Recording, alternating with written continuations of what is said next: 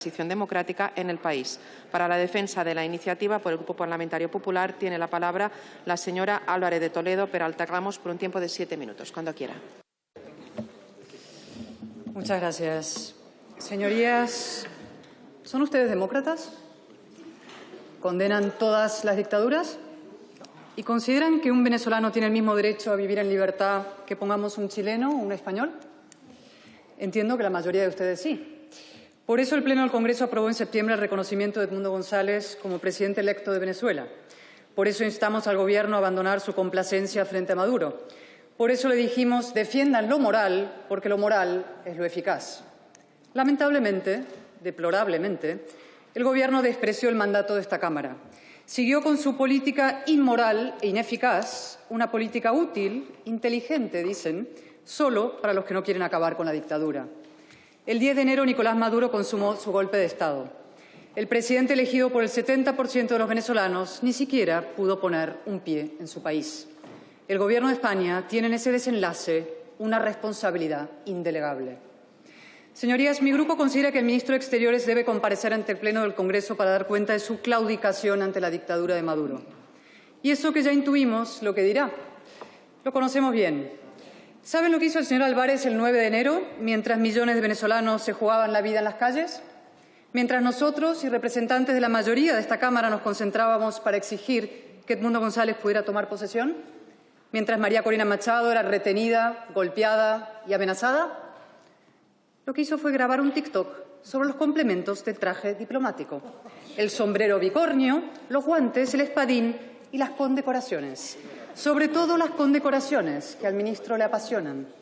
Pues bien, vamos a concederle la Gran Cruz de la Orden del Cinismo, porque solo desde un cinismo olímpico se puede decir lo que dice el señor Álvarez sobre Venezuela. 1. Se jacta de haber traído a Edmundo González a España cuando su obligación era exactamente la contraria: sacar a Maduro de Venezuela. 2.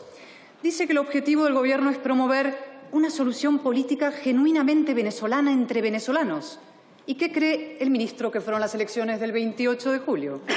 Una solución privada entre suecos. 3. Nos acusa el PP de comportarnos como un partido venezolano. ¿Será que él se comporta como un militante chavista? Incluso dice que importamos a España la división de los venezolanos. ¿A qué división se refiere? ¿A la que Zapatero lleva años promoviendo en beneficio de la dictadura? Esa división ya no existe. Venezuela es hoy un pueblo unido contra un cártel criminal. Y Zapatero, un operador de Maduro ya desenmascarado, como ese monedero que ha dado una conferencia sobre derechos humanos en el mayor centro de torturas de América Latina, ni el más miserable de los mercenarios. ¡Qué crueldad! Y 5. Esto lo dijo el ministro el lunes. Le preguntaron ¿quién es el presidente de Venezuela?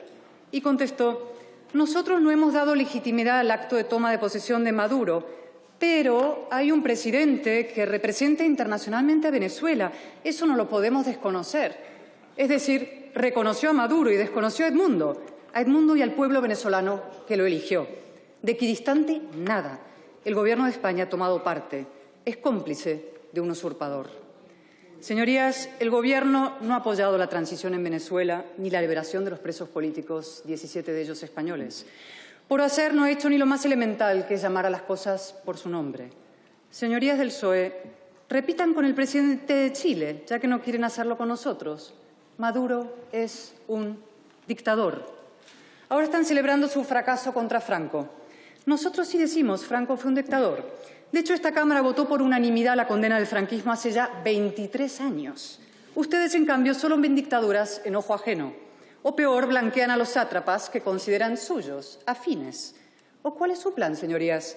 ¿Esperar de brazos cruzados para dentro de 50 años conmemorar que Maduro murió tranquilamente en su cama?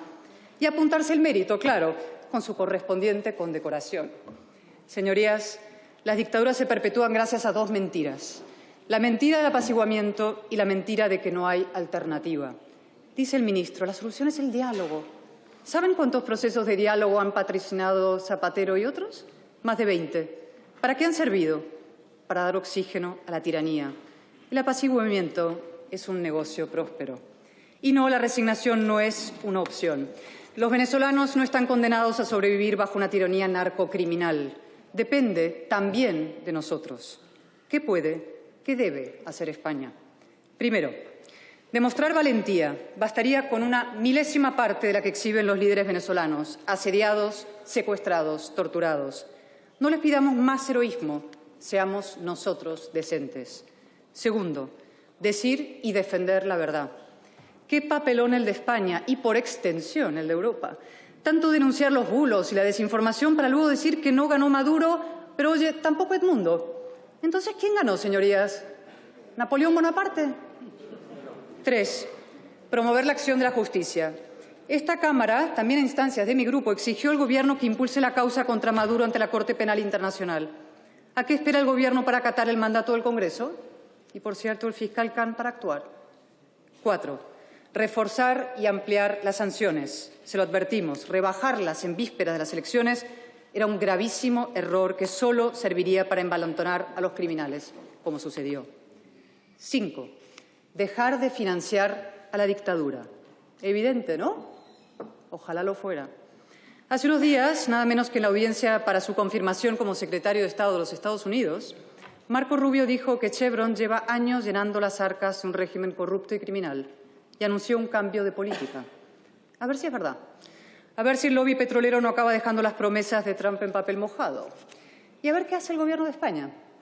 El señor Álvarez justificó el lunes su condescendencia con Maduro en la necesidad de proteger a las empresas españolas, una excusa más probablemente. Y yo pregunto, señorías de izquierdas, ¿deben los derechos humanos y la vida y la dignidad de millones de personas supeditarse a los intereses de una petrolera? Si es así, díganlo abiertamente, ¿no? Reconózcanlo. Y en cuanto a Repsol, no quiere asumir las consecuencias económicas de su apuesta por la Venezuela chavista, de sus estrategias de inversión, bien, pero al menos que asuma las consecuencias morales. Sus fotos y acuerdos con Delcy Rodríguez el pasado septiembre, en plena ola represiva, son éticamente inaceptables. 6. Tenemos que utilizar todos los instrumentos a nuestro alcance para deponer a Maduro, todos. Por ejemplo, ¿saben ustedes que en 2005 la ONU adoptó el principio de la responsabilidad de proteger, que le obliga a intervenir en aquellos estados que cometen crímenes de lesa humanidad contra sus ciudadanos? Nadie lo invoca. ¿Por qué? ¿Preferimos que actúe un mercenario a que lo haga una institución internacional? Y 7.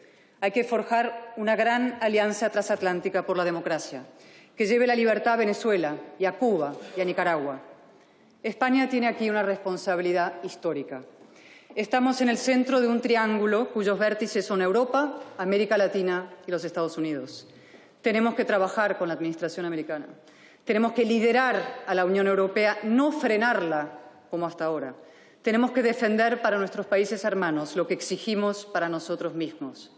Pero claro, señorías, todo esto requiere un gobierno coherente y comprometido. Y este es el problema. ¿Cómo va a luchar por la democracia en Venezuela quien trabaja compulsivamente para socavarla en España? Muchas gracias.